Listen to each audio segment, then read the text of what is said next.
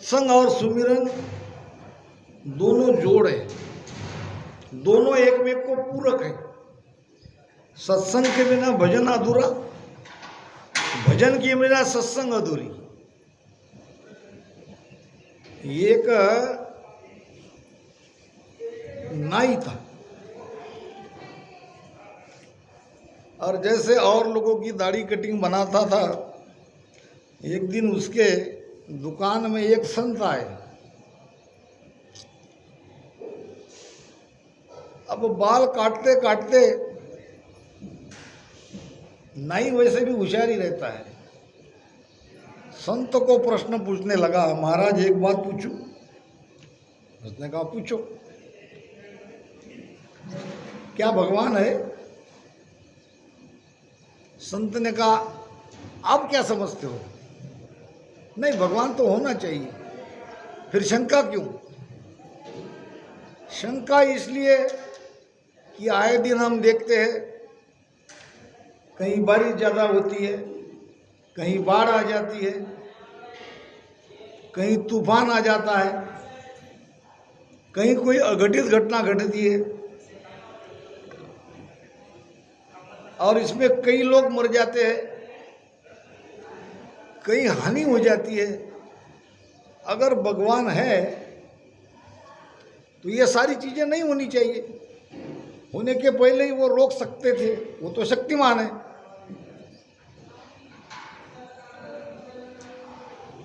संत ने कहा बात ऐसी है कि आप जो ये बाल काटने का ये जो धंधा आप करते हो, ये बाल किसने बढ़ाए? तो उसी भगवान ने। अगर वो चाहे तो हमारे बाल ही नहीं आने देगा तो क्या होगा? तो मेरे जैसे का धंधा बंद हो जाएगा। तुम्हारे जैसे का धंधा बंद हो जाएगा। वो अगर चाहे तो क्या नहीं कर सकता? महाराज ने महिमा करी है परमात्मा के बारे में कि सुख राम भर्या सब सोखी, के सुख राम भर्या सब सोखी, रीता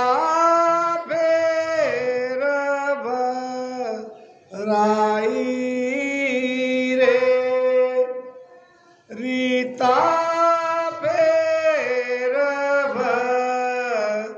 राई रे, राम करेगा सोई होवेगा, राम करेगा सोई होवेगा। तुम सारे काई रे लो, तुम सारे काई रे लो, ऐसा सिमरत सायब मेरा, ऐसा सिमरत सायब मेरा। वो चाहे तो क्या नहीं कर सकता। के सुखराम भर्या सब सोखे। वर्षा हो रही है, जहाँ तहाँ पानी ही पानी है, नदी नाले तालाब सागर सब भरे पड़े हैं। वो चाहे तो इसको सुखा भी सकता है, उसको देर नहीं लगती अगर वो चाहे तो। वहीं पानी के न आने के कारण सूखा पड़ता है, कहीं पानी का नामो निशान नहीं है। तो क्या वो पानी पैदा नहीं कर सकता? सूखे को भर नहीं सकता? बिल्कुल भर सकता है। फिर ये ऐसी झंझट क्यों आती है? क्यों ऐसा विनाश होता है? क्योंकि परमात्मा ने प्रकृति के साथ मिलकर यह संसार बना है। ये संसार में या मनुष्य में जैसे परमात्मा के गुण हैं वैसे माया के भी गुण हैं। दोनों के संयोग से बना है। माता पिता से हम बने हैं, तो हमारे अंदर पिता का भी अंश है तो माता का भी अंश है। ऐसे ही जगत में माया और ब्रह्म से संसार की उत्पत्ति हुई तो माया के भी कुछ अंश है। और ये जो विनाश होता है ये माया से संबंधित है, काल से संबंधित है। तो संत ने कहा अगर परमात्मा ने चाहा ये बाली बड़े नहीं तो क्या होगा? नाई ने कहा ऐसा कैसा, फिर हम लोग कैसे पेट भरेंगे राम राम से? हम क्या खाएंगे? इसीलिए तो कह रहा हूँ कि उसने जैसा जो व्यवस्था बनाई है, जो कुछ भी किया है वो उसके लिए ठीक है। महाराज कहते हैं साईं रखे जहाँ हंस रेवे, जहाँ भेजे तहाँ जावे, तारे राम जन्म दे करता हर मारन कोई आवे, मात पिता सुत नार कुलंतर सब करतार बनाया, सायब दम आओ लीक दीनी हुक्म बंध्या सब आया, तीन लोक बाजी हर मांडी जन्म मरण है गेलो, और या में दुखी वो मत कोई ज्ञान विचार सहलो। अगर तुम ऐसे नहीं सह सकते तो ज्ञान है, आपके पास मन है, मन विचार करता है। मन से इस बात का विचार करो कि ये क्या है, ये दुनिया किसने बनाई है, क्यों इसमें जन्म और मरण लिखा है। अगर वो वैसी व्यवस्था नहीं रखता तो क्या होता? वैज्ञानिक इस प्रयोग में लगे हैं कि मनुष्य की उम्र बढ़ जाए। काफी हद तक उन्होंने सफलता भी पाई है। 300-400 साल तक मनुष्य आराम से जिएगा। अब कल्पना करो, ये तो परमात्मा की व्यवस्था के खिलाफ है ना। उनकी व्यवस्था क्या है, 100 साल मोटा मोटा कोई बचे तो उससे भी ज़्यादा जा सकता है, उसके अंदर ही उसको जाना चाहिए। अब कौन किस समय किस पल में कब जाएगा ये भी पता नहीं, से प्रारब्ध में लिखा है। तो जो उनकी व्यवस्था है वो सही है, उसके कार्य के खिलाफ या उनको अपोज करने का कोई सवाल ही नहीं है, क्योंकि उत्तर नहीं है। अभी यहीं ले लो, हमारे संत मुकुंदराव जी महाराज चले गए, अब कोई कहेंगे और रहना चाहिए, ठीक है, फिर कब जाना चाहिए, इसका उत्तर कहाँ है? किसको कितने साल तक जीवित रहना है और कब मरना है, इसका कैलकुलेशन ना हमें पता है, न हम उसके बारे में सोच सकते हैं, न उसमें कोई चेंजेस कर सकते हैं। वो तो उसको ही पता है किसको कब ले जाना है। काल के हाथ में सब कमान, क्या बुढ़ा क्या जवान, कि 3 लोग 14 भवन के ऊपर काल का शासन चलता है। और ये शरीर माया का है, तो माया को तो एक दिन छोड़ना ही है, त्यागना ही है। फिर नाई ने जब कहा कि नहीं नहीं वो मैं मान गया, उसने जो व्यवस्था करी है वो ठीक है, अब इसका उपाय क्या? बाल बढ़ गए, दाढ़ी बढ़ गई तो उपाय क्या? उस तरह कटिंग नहीं चाहिए, तो ये उस तरह ही तो ये ज्ञान। अगर कहीं कुछ जीवन में हो रहा है, गड़बड़ हो रहा है, सुख दुख आ रहा है, चिंताग्रस्त आप हो गए हो, तो सत्संग में आओ, उस तरह से बाल को कटाओ, चिंता को कटाओ। ये सत्संग उस तरह का काम करती है। परमात्मा की व्यवस्था को हम कोई उसके बारे में उपाय नहीं ढूंढ सकते। हम अपने आप को परिवर्तन ला सकते हैं, अपने जीवन में चेंजेस ला सकते हैं। तो इसके लिए सत्संग बहुत गुणकारी सिद्ध होती है। सत्संग में किसी भी एंगल से हानि नहीं है। छोटा सा दृष्टांत याद आ गया। एक सेठ जी थे, और सेठ जी तो धन कमाने में ही लगते। सेठानी भक्ति करती थी, और सेठानी अपने पति के लिए बहुत चिंतित थी। आए दिन कहती थी चलो सत्संग को। सेठ जी कहते थे अभी समय कहाँ, अभी तो काफी काम बाकी है, तुम जाओ, मुझे जब खालीपना मिलेगा, अब जब जाने की इच्छा होगी तब चला जाऊंगा, कोई चिंता मत करो, मैं मानता हूँ सारी बातें तुम्हारी ठीक है। अब एक दिन सेठानी के गुरु महाराज जी उसी गांव में आ गए।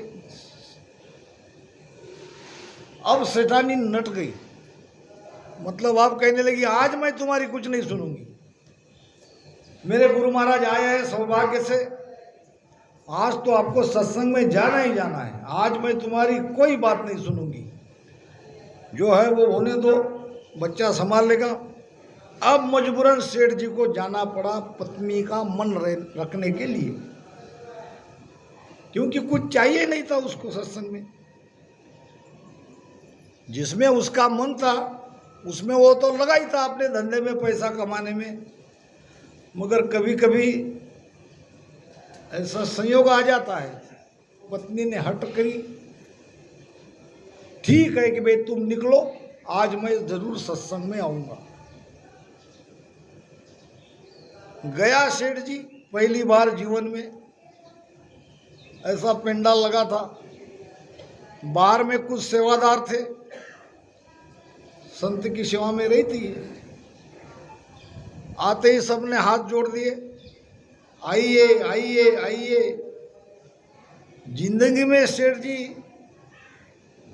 के साथ ऐसा नहीं हुआ, न वो कहीं गया, न किसी ने उसका स्वागत किया, न किसी ने उसके हाथ जोड़े, न इसने उम्मीद रखी। ये तो पैसा कमाने वाला था। ठीक लगा कि सत्संग के बारे में जो कुछ मैंने अभी तक सोच विचार करके रखा था, जो धारणा बनाई थी, वो तो यहाँ गलत निकल रही है। यहाँ तो बड़े अच्छे लोग हैं, ये तो स्वागत कर रहे हैं। आगे चले गए, मन में दिरावा आ गया थोड़ा, ठीक है मामला। अब आगे सेवादार आके कहने लगे बैठिए बैठिए, दो तीन आ गए झुक झुक के, अरे वाह वाह, बहुत मामला तो बहुत बढ़िया है, बैठ गए। अब जिसको सत्संग सुनना ही नहीं है, जिसको ज्ञान से कोई लेना देना ही नहीं है, वो क्या ज्ञान सुनेगा? उसका मन थोड़ी उसमें लगेगा। बैठा बैठा सेठ जी को नींद आ गई, सो गए। घंटे 2 घंटे संगत चली, सारे लोग उठ के चले गए, और ये आपने बैठ के मस्त घोर रहे हैं। अब वो इंतजार में थे, जगाए तो कैसे जगाए, सेठ जी बड़े हैं। जब उठे इधर उधर देखा, कहाँ चले गए सब? सेठ जी संगत हो गई, लोग चले गए, गुरु महाराज भी चले गए। अब सेठ जी उठ के जाने लगे, और सेवादार आए, जाइए जाइए। अब सत्संग में आया, आके केवल 3 ही शब्द कान पे आए, आइए बैठिए और जाइए, और तो कुछ सुना ही नहीं, सो ही गया था। जाते जाते यही बड़बाद गया, आइए बैठिए जाइए, आइए बैठिए जाइए। पत्नी ने देखा ये क्या कह रहे हैं, तो पत्नी को भी ठीक लगा, कम से कम कुछ तो पकड़ के लाए। अब जैसा वो बड़बड़ा रहे थे, रात में सो गए, सोने के बाद भी उसके मुख से यही शब्द 3 निकलने लगे। संयोग से उसी दिन आया चोर, दरवाजा खोल लिया, दरवाजा खोला और इसके मुख से निकला आइए। चोर को लगा क्या सेठ जी ने देख तो नहीं लिया। अगर आज तक चोर को किसी ने कहा कि आइए, ये आइए कह रहा है। चोर सोचने लगा, थोड़ा रुकते हैं, थोड़ा बैठ जाते हैं, मामला क्या है देखते हैं। बैठ गया तो सेठ जी के मुख से निकला बैठिए। अब सेठ जी को चोर को पता चला इसने मुझे देख लिया, यहाँ चोरी करना ठीक नहीं है, दूसरा घर देखते हैं, लेने के देने पड़ जाएंगे। वो उठ के जाने लगा, सेठ जी के मुख से निकला जाइए। अब तो चोर ने कहा पक्की बात है, इसने मुझे देख लिया, अगर देख लिया तो इसको मिलाते हैं मेरी तरफ, नहीं तो ये कल जबान खोल देगा। चोर आके वापस सेठ जी को कहा ये मेरे पास इतना धन है, ये ले लो, मगर ये बात किसी को मत कहो। सेठ जी समझा नहीं, मगर इतना सारा पैसा मिल गया, रख लिया। और फिर धीरे धीरे उसके ध्यान में ये बात आई कि ये आइए बैठिए जाइए, ये जो 3 शब्द मैंने सत्संग के सुने और बार बार इसका रटन करने से नींद में भी वही मेरे मुख से निकले, उसकी वजह से ये थोड़ा सा धन लाभ भी मुझे हो गया। पत्नी को कहा, पत्नी ने कहा सच्ची संगत में जाके झूठे मंत्र का भी तुमने जाप किया तो घाटा हुआ क्या, नफा ही तो हुआ। सच्ची संगत में जाके झूठे मंत्र तुम पुटपुटाने लगे, उसका रटन करने लगे तो इतना तुमको लाभ मिला। अगर सच्ची संगत में जाके सच्चा मंत्र अगर लेके आओगे तो क्या नहीं मिलेगा। और उस दिन से सत्संग में बराबर सेठ जी जाने लगे। सत्संगत बड़ी गुणकारी है। महाराज ने तो यहां तक कह दिया कि ये सत्संग तुम्हारी 84 टालने वाली ये अद्भुत जगह है। वे 84 माय हंस कबहू नहीं जावे, और ना देवत के लोग स्वर्ग में नाय रहा। सत्संग जगने के बाद जैसे और जीवों के साथ होता है वो तुम्हारे हमारे साथ नहीं होगा। और जीवों के साथ क्या होता है, 12 दिन क्यों करते हैं, महाराज ने भी पानी में लिखा है। तो इसलिए जगत जो करता है वो बात सही है। दीन दुआदस जोय हरि जस गावसी, दीन दुआदस जोय हरि जस गावसी, के सुख देव वो जीव सोण्या सुख पावसी, के सुख देव वो जीव सोण्या सुख पावसी। अब महाराज ने तो मंगल में कह दिया, खुलासा करके नहीं बताया। अब कोई पूछे कि उसका शरीर तो हम जला देते हैं, फिर वो जीव सुनता कैसे है? क्या महाराज ने झूठ लिखा? महाराज तो डायरेक्ट कह रहे कि 12 दिन तक अगर वहाँ परमात्मा की महिमा होती है, भजन सुमिरन होता है, तो उस जीव को ये सब सुन के सुख मिलता है। फिर शरीर तो नहीं है, फिर कैसे सुनता है? और यही बात गरुड़ पुराण में है, यही बात मंगल में है। जगत भी यही करता है और महाराज ने भी कहा है कि तुमको हमको भी ये करना पड़ेगा। क्योंकि मृत्यु के बाद क्या होता है, हमारा सारा फोकस जीवन पर है। संसार का सारा फोकस किस पे है? जीवन पे है। और हमारा फोकस यानी ये हमारी धारा का फोकस जीवन पे भी है, तो जीवन के आगे मृत्यु पे भी है। क्योंकि जगत ये समझता है कि मृत्यु के बाद सब कुछ खत्म हो गया, आगे कुछ है ही नहीं, कोई बचा नहीं, शरीर जला दिया, 12वीं 13वीं हो गई, सब खत्म, अब केवल फोटो घर में लगा के उसको याद करते रहो, उन्होंने जो कहा वो करते रहो, इतना ही बाकी है।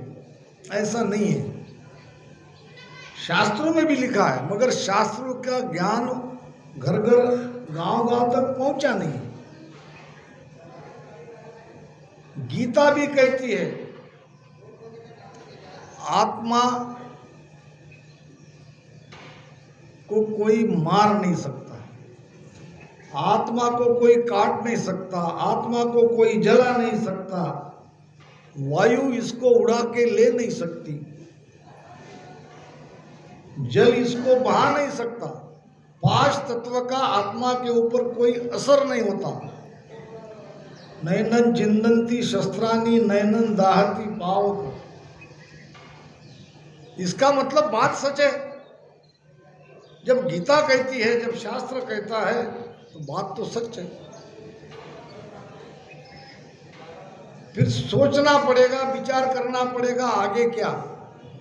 हम तो अभी तक ये समझ रहे थे मृत्यु के बाद सब कुछ खत्म, नहीं होता है खत्म। आत्मा की यात्रा निरंतर है, वो जब तक वापस परमात्मा में नहीं मिलेगा वो घूमती रहेगी कर्म के अनुसार। शुभ कर्म किया स्वर्गा जासी, अशुभ किया 84। कहे सुख राम भक्ति कर केवल परम धाम जन जासी। ये सृष्टि का चक्कर है, इसमें आत्मा घूमती है कर्म के अनुसार। 4 खानी के 84 लाख प्रकार के शरीर में जाती है, और 43 लाख 20 हजार साल के बाद दोबारा इसको और मौका मिलता है, मनुष्य शरीर उसे मिलता है। ये जो रोटेशन चलता है ये उसी के लिए मिलता है कि भक्ति करो और उस परमात्मा में जाके मिल जाओ, इस चक्कर से निकल जाओ। वास्तव में 12 दिन तक वो हंस आत्मा वहीं रहती है और उसको मिलता है सूक्ष्म शरीर। ये एक शरीर है स्थूल शरीर, और स्थूल शरीर के बाद उसे मिलता है सूक्ष्म शरीर। सूक्ष्म शरीर से ये सब देखती है।